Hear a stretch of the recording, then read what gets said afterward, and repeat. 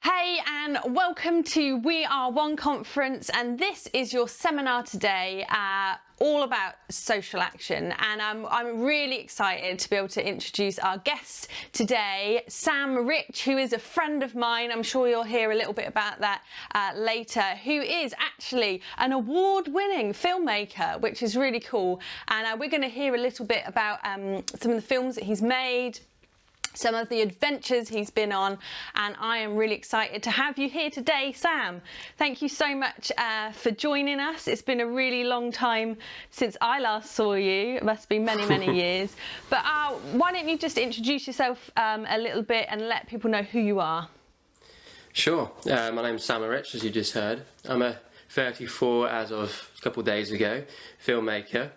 And yeah, for the last, I think it's since 2012, I've been travelling the world, focusing on hearing stories of children at risk and catalysing people to take action to help vulnerable families and to help, children that are struggling in various different scenarios.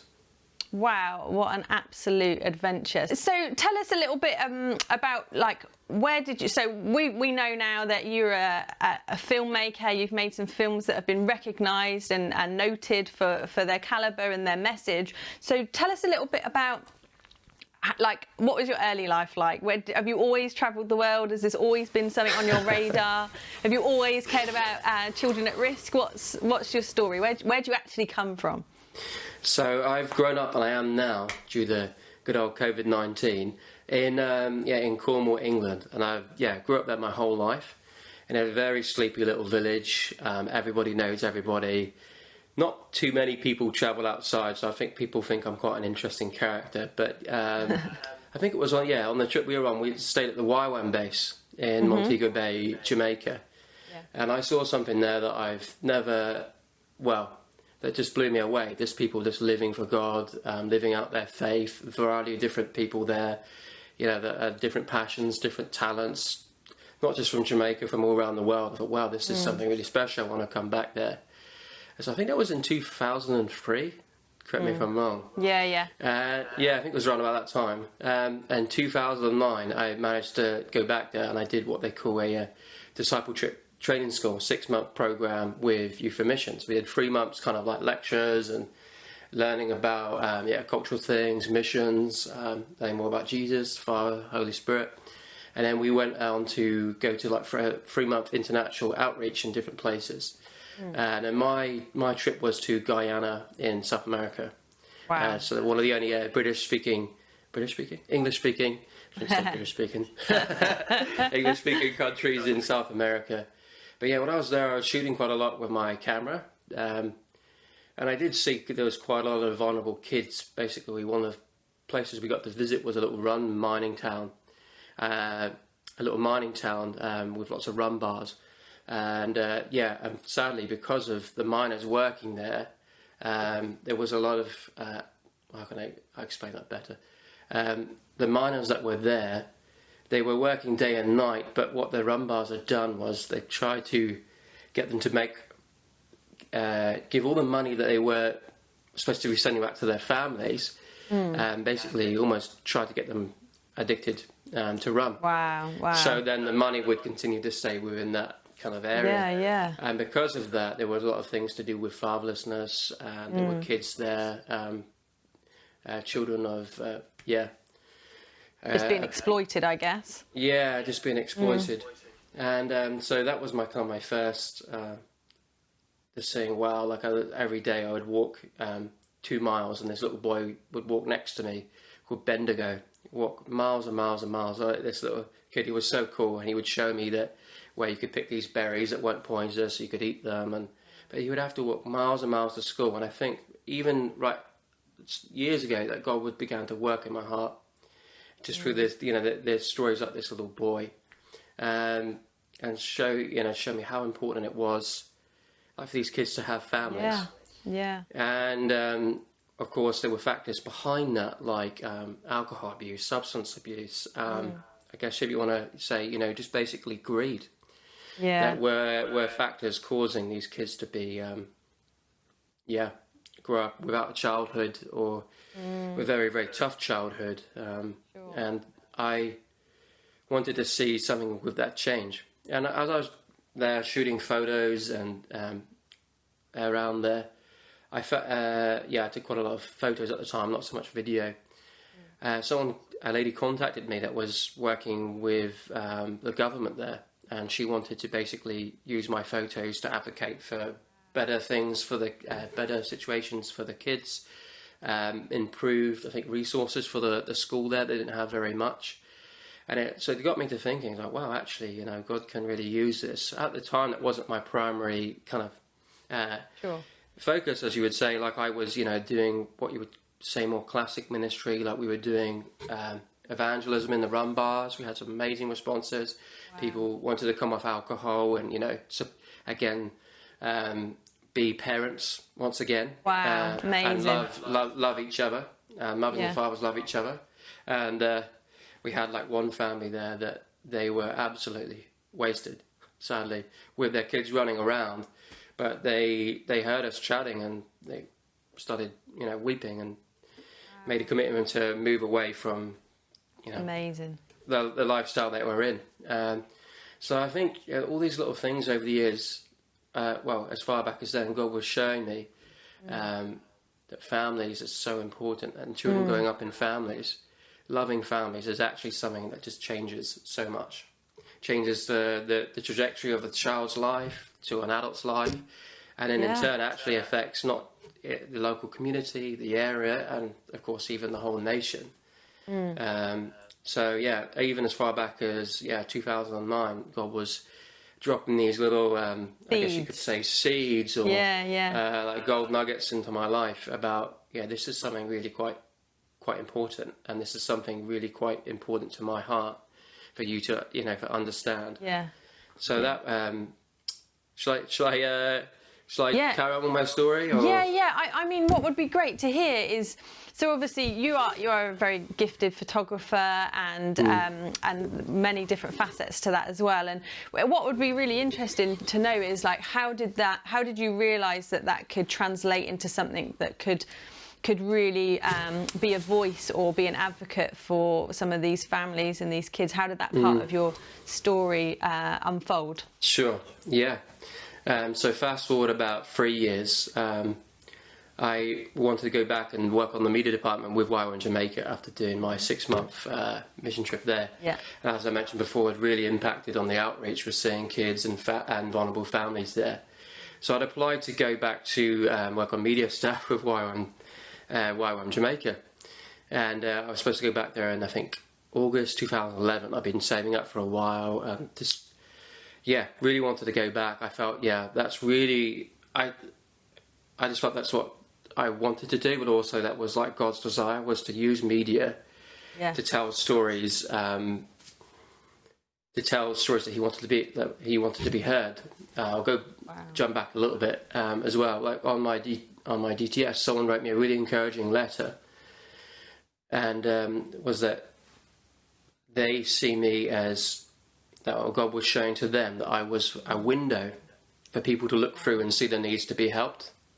And so if it was this clear window that people could look through, and God could use that window of my videos, of my photography, look forward and say, oh wow, like that's something that is important, that needs help, or we should pray about that, we should do something about that. And that's really amazing as well, because like so often, especially if you're a young person perhaps growing in church, or you have been around for a while, sometimes people can give you these words that we call prophetic words, if you like, or just say, hey, I just see something in you, and we can think, oh yeah, that's nice at the time, but we don't see that immediately come to pass. But you know, when God speaks something over your life, like that is something that is going to take place in His time. It's a seed of something that will produce fruit in your life, to use that analogy once more. But like that's amazing, because you know somebody's written you that encouraging letter, and now we can see that unfolding in your future. So that's amazing. Carry on, Sam. It was really incredible, and like it just lined up with everything that I saw in the Bible, that letter, and also it lined up with, I think, again, I mentioned before, these kind of seeds or things that God had been dropping in my heart over the years. Even before I was a Christian, people used to ask me, what do you want to do when you're older? And it was funny, the first thing that would come to mind, but it didn't feel that cool at the time. When everyone, you're really trying to be cool and trying to fit in. Sure. I used to say, I think I want to be a good dad. Yeah. And it was always the first thing that came to mind. And looking back, it was like God was kind of showing me that it is actually something really important. They're like to have, mothers and fathers that are there, that are loving, that care. Yeah. It really is something that shaped so much. Sure. And so when this lady wrote me this encouraging letter on the DTS, I was like, it wasn't just like, oh, interesting. Something really stirred within me, and I was so excited. And it reminded me of these things that I've been given before, these kind of truths that I'd held on to. A little bit like that thing where it's just like Mary, in the Bible, she heard these things. And she held on to them, like bits here, bits there. Yeah. And eventually things started to make more and more sense. Yeah. So I had that given to me in a letter. And going back, to 2011 again, I was applying to go back to work with media and while I'm in Jamaica. I was really excited. But things started to really drag. Like, things really started to take their time. So I was like, okay, well, it was September now, but there was these paperwork things, but then it was October, and then I started getting all these weird kind of delays. Like, I'd send my passport, and they weren't receiving the attachments. So at first, I thought it was just kind of like, oh dear, their office is not very good, doing a very good job. But actually, after a while, it was uncanny. I was like, I'm just hitting roadblock after roadblock after roadblock. Yeah. And it came to December 2011, and I basically had to get my application a visa application to go to Jamaica. But it was coming up for the Christmas holidays. It was something like they were going to take over a month's vacation, the visa office. So if the YWAM Jamaica didn't get my visa in there, oh gosh, it would be another massive delay. And so it'd been from August to 2011 to December, and I was really getting frustrated. I wanted to get going. I've been saving up, thinking about this for years. And my late grandma was a very, very lovely, godly woman. And I just was so frustrated. I said, I don't know, it's just like the enemy or something, like just stopping me from going. Or is this just like I've just kind of not got it entirely right? Like, am I on the right path? I had this big kind of crisis. I'm like, I don't know what's happening. And she prayed with me, and I had all this frustration inside. And as she prayed with me, it's one of the times in my life I've just never felt such a change in emotions and my internal kind of what's going on. I was so frustrated and just confused. And after she prayed with me, she said, I think actually there's something better. Wow. There's something better. And I was like, but what? Yeah. I've been wanting to do this media while I'm Jamaica, since 2009. It's 3 years this was my future, this was my hopes, this was my dreams. And it felt like it just completely gone away. Because what had happened was the office closed early in Jamaica, so they didn't get the visa in before this 1 month, 2 month period. I would be waiting even longer. And after that prayer, I felt, I think God does want me to be doing this media. He does want me to, speak up for those who can't speak for themselves. It's a verse that I'd had given to me again many times over the years since I was a kid. I think it's Proverbs 31:6. Yeah. But I was filled with this excitement of okay, I was going where I thought God wanted me to go. But just this whole experience now is incredible. I just feel so much peace, and I just felt a trust in God. I'm I built up to this for 3 years.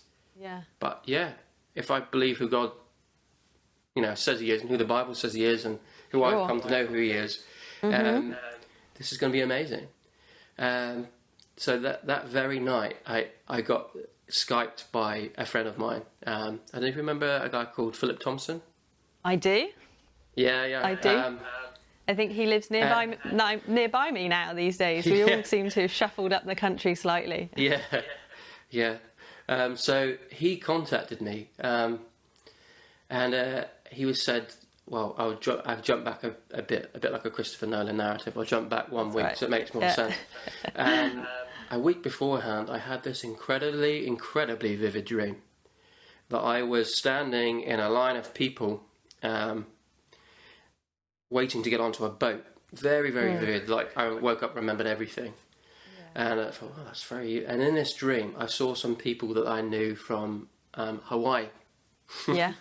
Amazing. I had some friends that had moved to Hawaii, and they were getting onto this boat, and I think my sister was in the distance or something. She was actually living in Hawaii at the time. That's how I have a story. And I woke up and I thought, wow, that was so vivid. It felt like it was almost from God. Like, I've had a few experiences of that in the past. I thought, okay, well, again, keep it in my heart. Sure. Ponder on it. Week later, everything had fallen through, and I was sitting having this prayer time with my grandma. As I just mentioned, this peace was there. That evening, I got contacted. Oh, I didn't mention this part. In my dream, Philip Thompson was standing next to me. Wow. Okay. Yeah. In this line of people to get on a boat in Hawaii. Everything's fallen through. I'm like, okay, God, I know you've got something better. Let's see what happens. That very night, Philip Thompson contacts me. And he says, hey, Sam, I've been praying about... I know you've done one of those GTS things, a 6 months program, get to know God in Jamaica. I've been praying about doing it in Hawaii. But a lot of people from my church had gone to that one base. It's a big one because of the ship ministry. Yeah. He said, well, I don't want to jump on the bandwagon because so many other people have gone from my church. It does seem great, but I want to do something that, is right. Is right. Yeah. And it is the path that God has for me. Yeah. And he said, I put this kind of, it's very Christianese expression, but, I put like a fleece out, he said, okay, God, I don't know. If you want me to go, please send 2 people to me on Sunday to give me money towards the flight. And I'll take that as a sign you want me to go. If not, I know I'm jumping on the bandwagon. Right. And he didn't tell anyone, didn't put it on social media. He said, just the craziest thing. 2 people came up to me at church and said, we felt God has, encouraged us to give us money towards something. Very good. And you're like, wow, that was so kind of God to do that. He might not do that every time, with every person, every situation, but in that case, he wanted to, show him to go. And he said, you're the first person I'm telling about this. So I think God wants me to go. Go to the YWAM DTS in Hawaii, and as soon as he said that, my mind kind of clicked, and I remembered that dream I had a week ago of being in Hawaii, in this line of people going to get on a boat, and I thought, oh, this is really interesting. I know, the Bible says that God speaks in dreams and visions as well, and I had this dream last week that you were in, and I think, this is like some kind of confirmation. And I started telling my dream. I said, I was standing in a line of people. You were next to me. And then a very interesting thing happened. He said to me, wait a minute. Were you standing in a line of people waiting for a boat in Hawaii? I was like, what? I didn't get to that point yet. And he was like, well, I had the same dream. That's amazing. I had the same dream as you. And I think he said, we got on the boat and we were sailing. And I thought, wow, this is something. How good is God? Yeah. God is wanting to make this quite clear to us. Yeah. And I was really thankful for that, actually, because I don't know if I would have done what I've done afterwards if it wasn't for that extra encouragement from God. Because I started thinking about it, I was like, oh man, I've been telling my church, my friends, my family, I want to do media in Jamaica. Now, I started thinking, well, if I'm in this dream traveling there, perhaps there's something that God wants me to look there. But then I had this whole kind of internal turmoil. I'm like, oh my goodness, people are going to be so skeptical. Involved with a Christian missionary organisation in a lovely place like Hawaii. That is, that is rich,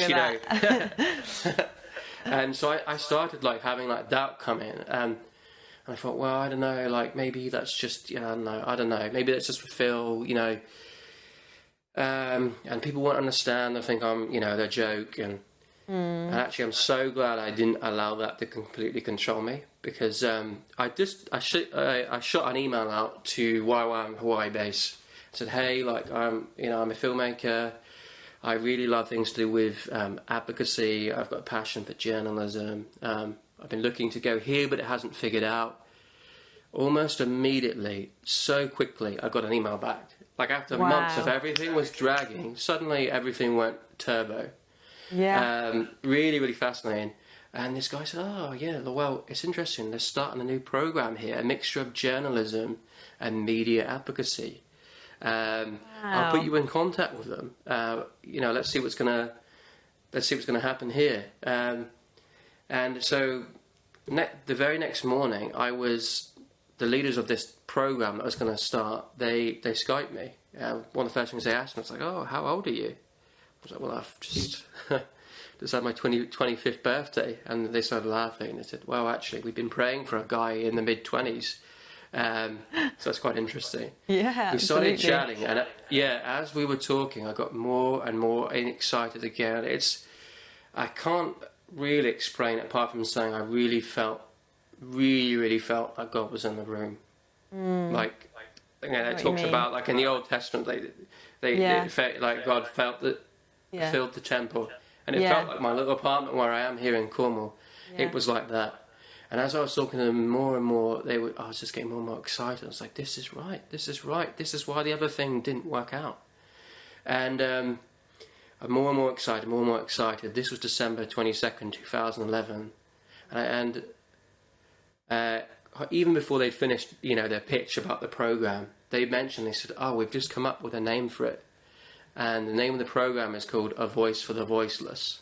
Wow. And I nearly fell out of my chair because for Confirmation many all years, over again. all over the place. For years, that verse had been so important to me. Wow. That letter Just I got amazing. back in, a few years ago, my DTS was basically talking. It used that phrase: "You're a window for needs to be helped. Be a voice for the voiceless." Wow. I thought, "Oh wow!" I nearly literally fell out of my chair. I couldn't believe how God was trying to make this so obvious to me. And I said, "I'm in." Sign me up, basically. He said, "Well, we haven't told you everything yet. It starts, next week in Hawaii." And it was December 22nd. I'm in UK. I'm like, "Okay, well, I have to clean my apartment. I have to get things going, and I'll have to come." I don't want to make this too long. So next week I was flying. Again, really had a hard time telling people, next week I'm going to Hawaii. And some people are like, "What? Like, you've been talking about Jamaica for years. You're going to this other island." But I had that kind of clarity that it didn't overwhelm me, this kind of caring so much about what people were thinking. Yeah. So a week later, I was flying out to be staffing on this Voice of Voices program. Fast for a few months, we learned so much. It was a training about media as well as like some incredible Christian teachings. And we prepared for this international outreach. We prayed about a few locations as staff where we were going to go to, and there's a few options: Panama, I think it was Rwanda, Uganda, and Papua New Guinea. And I was asked to lead a team to Panama. Wow. In South America, and I'm in one sense getting thrown very much in the deep end. The experience with camera and media, I did a A-levels media, film and photography, and I'd had this 3 months of training alongside the students preparing us for this international outreach.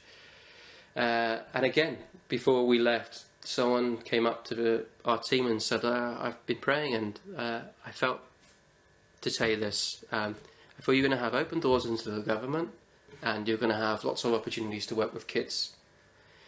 Again, I took that in and thought, okay, that's encouraging. See what happens. And a few weeks later, we were flying out to Panama. Our film gear was on our backs, and our clothes were, of course, in the checked luggage. Our checked luggage went missing, so we were, didn't have our clothes, jet lagging.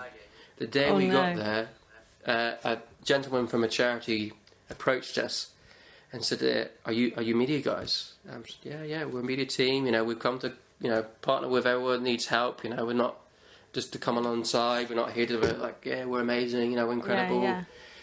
That makes something happen for us. We want to come alongside local organisations and churches here." He said, "That's amazing because we've just run out of HIV medication in Panama." And I'm like, "Oh wow, okay. What do you need?" And he said, "Well, I need a short video saying that basically if we don't get the medication into the country, kids with fragile immune systems and also adults with people with fragile immune systems are going to start dying. or getting very, very sick. And we don't have Wow. enough time to process donations. We need a direct call for the medication. I think it was called AZT. So this was our day one. You know, still in the same clothes we travelled in, and suddenly we were being taken around with this gentleman. We were interviewing nurses. We were shown to an orphanage that had that all the children in there had compromised immune systems, HIV, and some of them had AIDS. And they said that basically, if these kids don't get this medication, they're going to be some of the first ones that are going to get very sick. So we did this video.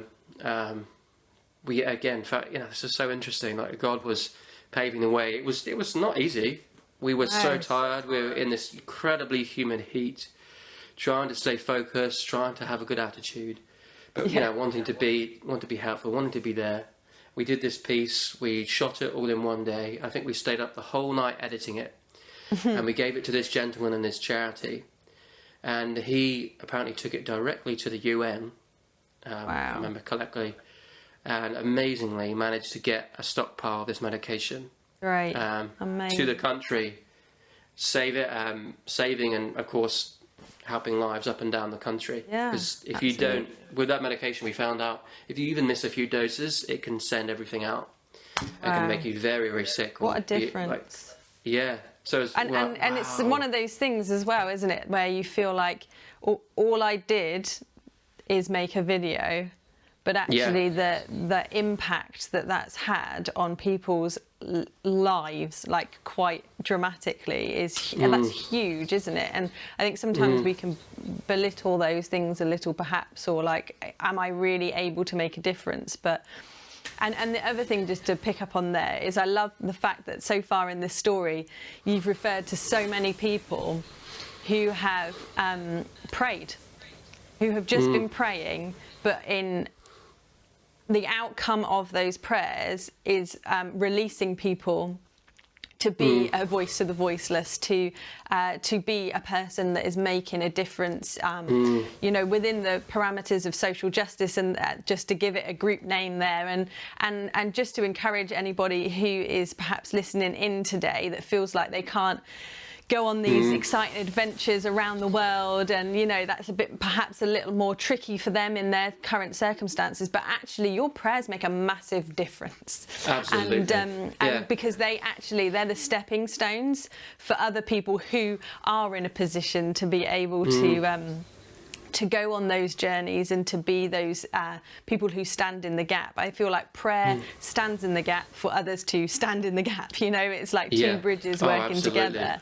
And I love that so far in your story. But do carry on. Tell us a little bit about how you ended up in this position where you're like, now, right, we're making this film. Yeah, sure.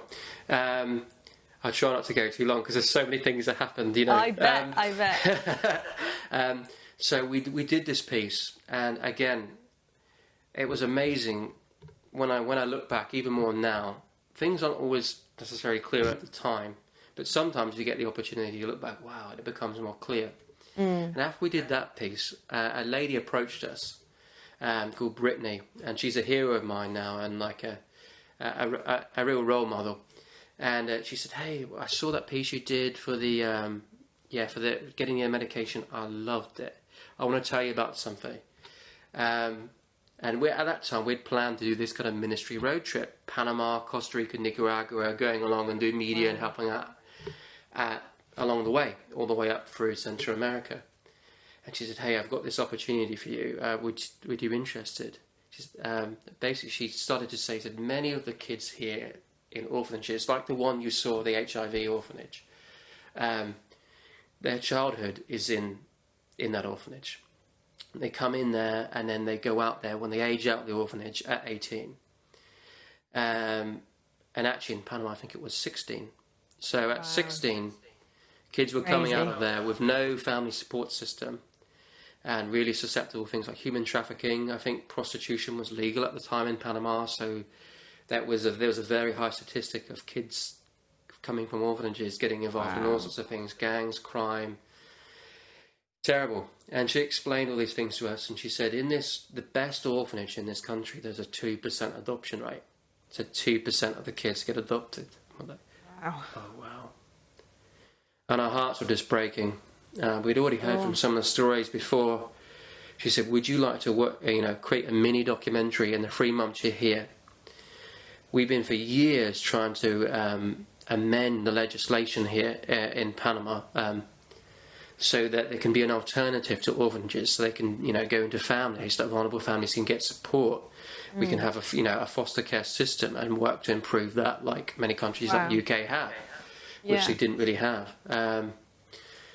And we thought about it. I mean, there was part of us was like, we really want to do this road trip, like that'll be so much fun. But actually, again, we talked and prayed about it. And what we did each morning was we would pray as a team. We would, sing songs of worship and just try to take time to listen, to feel like where we felt God was wanting us to go. Because often we can talk a lot in prayers, but sometimes we don't listen. And if it's a conversation, it's a two-way thing. So we took some time thinking and praying, and we thought, it's so much more important to do this than our road trip. The road trip is about our own experience, really. If we really being honest. And we have this opportunity to work on a mini doc and to promote an amendment to legislation and the law of a country that can affect, kids not just now but in the future. Amazing. And we knew we were in for a massive undertaking because, we're still, each of us had different ability levels. We're still quite green. We felt like, wow, who are we to get this kind of, opportunity? Yeah, absolutely. And I think I struggled with, and still do sometimes, of like, wow, who am I? There's people that have got like Hollywood, done films in Hollywood, PhDs in film, Sure. Maybe we should leave this to somebody else. Yeah.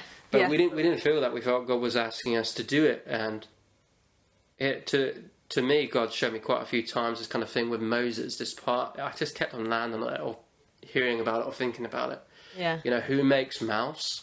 When Moses says, I can't do this, and God says, well, basically, who makes mouths? Like, I made you, Yeah. and I'm with you, and I've shown you this with the burning bush. And he gives him that stick in his hand, and he throws it down, and something miraculous happened. Yeah. I started to think about how God was showing this to me, that you mentioned what is in your hand, which is very, very interesting, because that's the expression, or I don't know, analogy, that I've had multiple times over the years. Wow. What is in your hand? And what was in my hand was my camera. And I'm not gonna throw it down like Moses, because that would be stupid. No, please don't. But in the same sense that I picked up something relatively basic. I felt relatively basic. But God did something absolutely miraculous with it. Beautiful. Like that random wood stick, it became something incredible. Yeah. And Moses felt he wasn't anything. He wasn't the person to talk. He wasn't the person to travel. Pick somebody else, basically. And that's what we kind of felt. We get this opportunity. So we had 3 months to make a mini documentary, which is really, really tough. Really, really tough. I'm going to take your word for it. Yeah. Any filmmakers will know, like, and we had to not just film it, but edit it and finish it within that time. Yeah. But again, like, going back to that prayer and that word of encouragement someone gave us, somehow we had opened doors into the government. We got to speak to the sister, I think it was the vice president of the country. Wow. There's some of the head people in child welfare in the government. And again, God just opened wide doors for people to share basically what was on their heart. It's so important for kids to have families. It's so important for this country for families to be supported. And that was amazing. We did face what we felt was not just the intensity of the work schedule, but also we had a lot of things we had to fight through. We kind of felt there were spiritual battles. One of our main people in the film, right towards the end, was concerned how they're going to be betrayed. They wondered if they were going to pull out. The very last night before we were going to show it at the venue, all our computers crashed, our backup, somehow something was going wrong. And we were like, God, we haven't come all this way. We've been filming, editing, doing all these things for 3 months. And in the very last night, everything was crashing, and we weren't even able to get the film. It wasn't exporting. And some of us have been up for multiple nights at the end because the venue was booked, journalists were coming, government officials were coming. Wow. And this was an amazing opportunity. But again, we sat down and, some of us were crying. We're like, God, we don't get it. Like, we've been doing this for 3 months and this is such an amazing opportunity. It can't be. And I was saying this as a leader, if this can't be the way, God, like, we can't have come this far for all of us to be discouraged, for not to see you pull through, all this kind of stuff. Yeah, yeah. And into our minds, one of our team members, they said, I've got an idea. While we're praying, I think, I know how it can work, how we can fix it. I said, well, where did you learn that? I said, I really don't remember. And we tried this technique, and we recovered basically our projects that was corrupted. Amazing. And we got the documentary exported 15 minutes before we were due to leave to go to the venue. So it was close. But Talk we about got cutting there. it fine. Yeah, cutting it really fine. And it was called Dear Panama. We finished the film, we showed it multiple times in the sitting, government officials came and watched it, journalists did. And we thought, wow, this is incredible what God's done. Like, that prayer, but all that background given to us, open doors into government. You have opportunity to work with kids. Absolutely, totally happened. And we gave that film as a resource to that charity. A year later, we left. They're still there on the ground working faithfully. We were there just for a short time to come alongside them. A year later, they contacted us and said, "You'd never believe it. We've been advocating for that film. We got the law changed. The amendment's gone through to the legislation." That is amazing. Just phenomenal. Did you ever think for a million years, like, no, this camera would equal a law change? Like, I suppose we can hope, but there's always that part of us that's like, I don't know. I think, if I'm honest, I didn't think that, because I think my view of God was quite small, to be honest. Yeah. And maybe you could say my faith would have been smaller back then. Like the whole thing, not wanting to go to Hawaii because people wouldn't understand. Yeah. How can God use me? I don't have a master's in film. All these kind of things, but he did it. And I think that's one of the things as well, that verse that says he uses the foolish. Yeah, to shame the wise. Yeah, and many times we felt so foolish. I felt so foolish. Yeah. But actually it was God that made it happen. Shall I go on to my next story? Because that all connects. Just boom to boom. Boom, boom. Yeah. So after we did this in Panama, I started thinking, a few other filmmakers and advocates, like, wow, this is, I'm willing to bet this is an issue all around the world. Yeah. Like kids being in orphanages, families needing support. And we started doing research, and something between 80 to 90% of children in orphanages have a living parent around the world. It's the statistic. Wow. Say that again. Say that again. Between 80 to 90% of children living in orphanages around the world have a living parent. Wow. And so we went with a statistic of 80%, but actually a lot of people have said we've been too conservative. It's closer to 90. Wow. But that was a statistic from UNICEF, multiple different places. We started looking at that, wow. This is so important. And God started moving in my heart of the importance of it, because... And it's all over the Bible, look after the kids, don't stop the kids from coming to me. James 1:27, it religion that is pure and undefiled is to look after the orphan and the widow. That's right, yeah. It's just all over. And also, God started to reveal to us in our research, wow, actually, that it's not just they're being robbed of their childhood, but they're being robbed of the lives of their adulthood.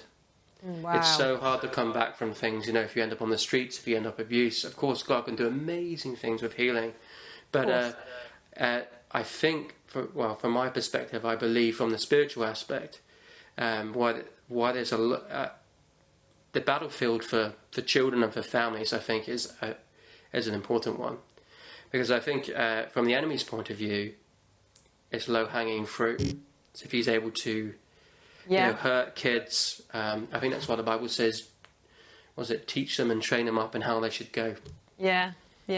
And I think the opposite is true, that if the more hurt you get, the more, lies you're told about yourself, your image, who you are, that you're worthless, the more obstacles you have to overcome. Yeah, it's true. And we started to see this is a global problem. So people need to know about this. So we started planning a global documentary, praying about it, and so we, after a lot of prayer, came up with 27 nations we felt we wanted to go to. Wow. We knew it was going to take us years, but we felt this was something. We kept on talking about this and feeling that this isn't our story. This is God's story. This is kind of God's film that we believe He wants to tell. Yeah. Because He loves kids. He set up the family unit. Like, families are the basis of society, community, Absolutely. the country. Totally. So if we can support that, you know, what amazing things could happen. How could the world be changed? How could people's lives be changed? How could, you know, UK, Yeah. Kenya, wherever. Yeah, the world How over. can we improve Yeah. if families are strengthened? So we started travelling from country to country, praying as we go, and we felt that one of our team had an idea of a visual representation of how we should do the film. That it was 3 colourful threads representing 3 kids in 3 continents. She kind of wrote this like picture down or image, and it was multiple kind of grey threads coming down that were experts that we would chat to and learn from, and we would also research from. So as we travelled around, we interviewed about over 100 experts, and we followed the lives of 3 kids in India, Brazil, and China. One in an orphanage, one on the streets, and one in a foster family. And through their stories, that was our hope, and that's what God did again. He made it happen. And through the interviews, we were able to just tell this story of that kids being in families is the way forward. And then actually, not to demonise orphanages in any way. Some people have asked us, oh, you know, no, we're not about that. It's like someone in the interview shared this with us. We used to use, I think, had a medical background, penicillin. Yeah. And there was negative side effects. Yeah. But now we use this new thing, amoxicillin, Yeah. with less side effects and much beneficial results. That's what Right. we need to do. Yeah. So it's possible for orphanages and people that work there to shift their method a bit and focus on families.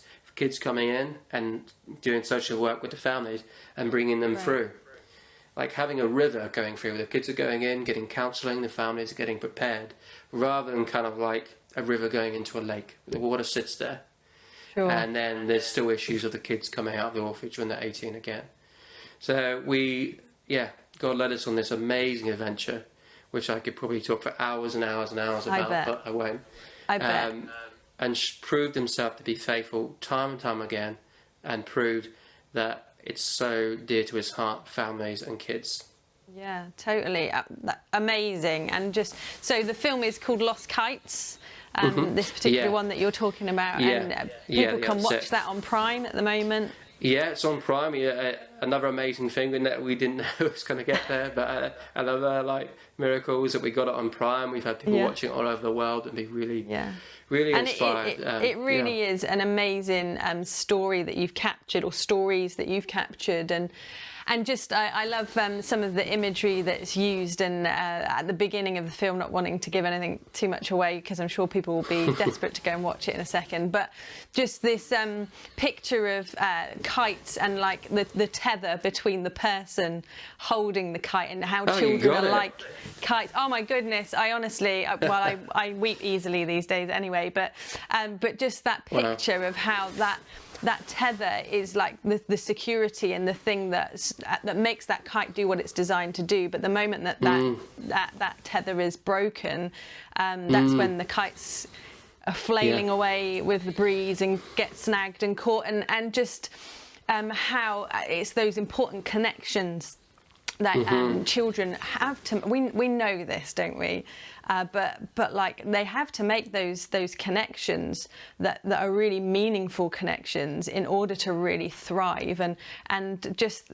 Well, guys, you need to go away and watch it. But being able to see the difference that makes in those three kids' lives, and just even beginning to open that story, is really fascinating. But tell me, what was one of the highlights of your experience over those couple of years of filming for Lost Kites? Oh, there's so many. One story that comes to mind. We did a film tour for a few years around the world, and we had one family that said, we've been considering again, adopting and fostering. I think that was, where was that? I think it was in France. We were doing a part of a film tour in France. They said they basically felt discouraged and they weren't going to do it. And they watched our film and they said, okay, yep. We didn't know what the film was about. Apparently, they didn't read the blurb or something. Just turned up to the venue. There was a documentary their friends were going to, and it was about something that they'd been, very wrestling over. Wrestling with, praying about. And so we had quite a few stories like that. I think I've had other stories as well where people just said, "Wow, what you guys have done has encouraged me." And almost as encouraged, I feel when people say, "Oh yeah, we want to now support families, or we're going to help families, or all this kind of thing," is when people get inspired just with what God can do in your life, and just letting with your creativity. I think one of the things that I'm still working with God is that actually, if He shows you something and calls you to it, going back to Moses again, it's legitimate. I think sometimes, even especially in Britain, I was talking with someone yesterday, with an American friend. They said, it's quite, you downplay a lot of what you do here. Yeah, it's true. And I thought, I think you're right, and I don't think it's always correct. And I think sometimes my experience has been that can even seep into our kind of Christianity, into our beliefs. It's like, well, I don't know, like it's pie in the sky.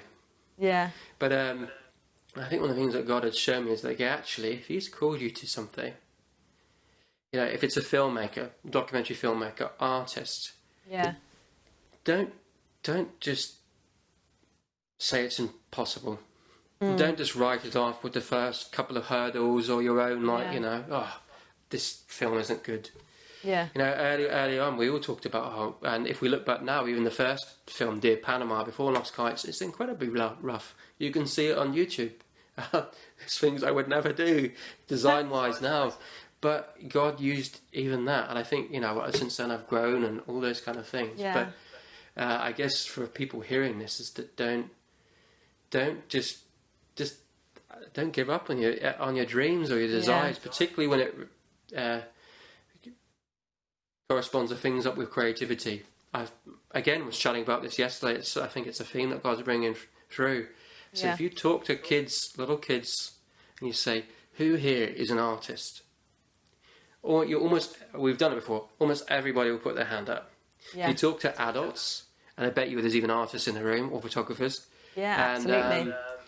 And they'll be like, like one person will awkwardly put their hand up, maybe, or something like that.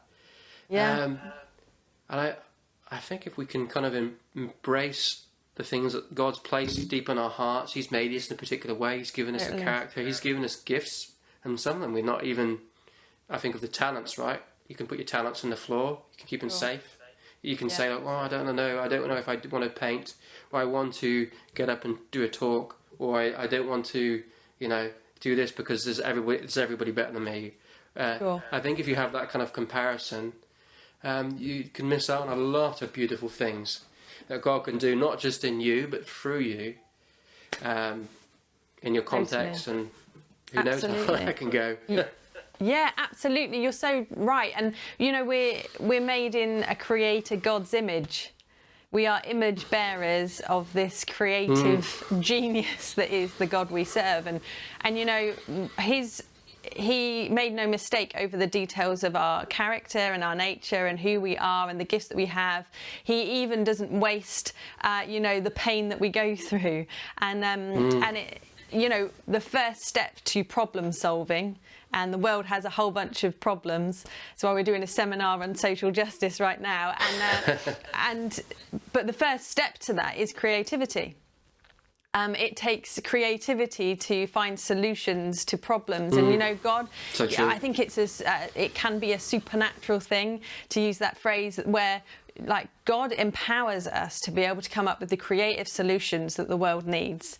And you know, your role in this right now is the filmmaking that you're doing and the advocacy and stuff through different things that you're up to at the moment. But there's a whole bunch of people, like you say, that are watching this, and you know, asking God what he wants you to do is the first step in finding a creative solution that's going to make the world a better place, that is going to be extending his kingdom. And you know, for some people it might be a small thing, and for other people it'll be on a grander scale, but the truth is this: God's answer for the world is the church, and I mean the church as in people. You know, and how sometimes, like you say, we belittle who we are, but actually what we really do when we do that is we belittle who God is. Absolutely, because yeah, that's what we right. actually are saying is, oh God, you can't use me. Or like, God, you're not going to use me. Like that's what we're essentially doing, when actually, you know, God has made you who you are. He's placed you in, you know, even down to the detail of me knowing you when we were teenagers, and I don't think we even had that many conversations, but then we went on a trip to Jamaica together, and we won't mention my past of the urban scene. But The rapping. Don't mention it. I've kept that Maybe it's a secret gift this that long. needs to come back. Who knows? Yeah, maybe. We'll see. Maybe we are 2021. We'll see. But even in that detail of that connection, and I mean, I don't think I've seen you in about 16 years, probably, something ridiculous like that, which is a bit scary. But the truth is this, for such a time as this, I'm like, hey, I know someone who's doing something incredible. Let's get him in for an interview. Let's get ourselves inspired. And you know, God knows those details, and he wants to use those details. And he's using this season where we're all cooped up at the moment and not able to gather in the way that we'd like to, but actually God is able to use those things for his glory. He's able to use those things that we would see as weaknesses to glorify himself. And so, hey Sam, I am so pleased that we've been able to talk today and hear some of your story, some of the things that you've been up to. Like, I am feeling full to the brim of faith and excitement, and I don't know about anybody else who's perhaps watching today, but I have been super inspired by your story, and excited for my own future, and engaging in that creative way again about how I can use who I am and my gifts to make a difference. And you quoted James 1:27, and you know, there is nothing purer than being able to help the widow and the orphan in a time of distress, and that's massive. And I just want to honour you for everything you've done, for your obedience in following God's call on your life, in following you know, these stories and standing in the gap, and also the generations and the people who have just said the right thing at the right time that have helped you on your journey, and that's no small thing. And so we honour you. We thank you for your time today, and you know, we're committing to pray for you. I am as a friend to pray for you Thank on you so much. all the steps that you'll be taking in the future, and really believing that in a few years' time, this family reunification thing will be the norm on the earth, and that we would be able to go, hey, I remember a guy. Oh, I lost you. I remember a guy who was right on the forefront of that story and their story. So thank you so much, Sam, for your time today. Hope you have a great rest of your week. Thank you for having me. It's been great. Wasn't that absolutely amazing? I feel really inspired after hearing Sam's story, and any of the links that he mentioned will be in the comments or in the description, so that you can follow those. But make sure you have a great rest of We Are One Conference.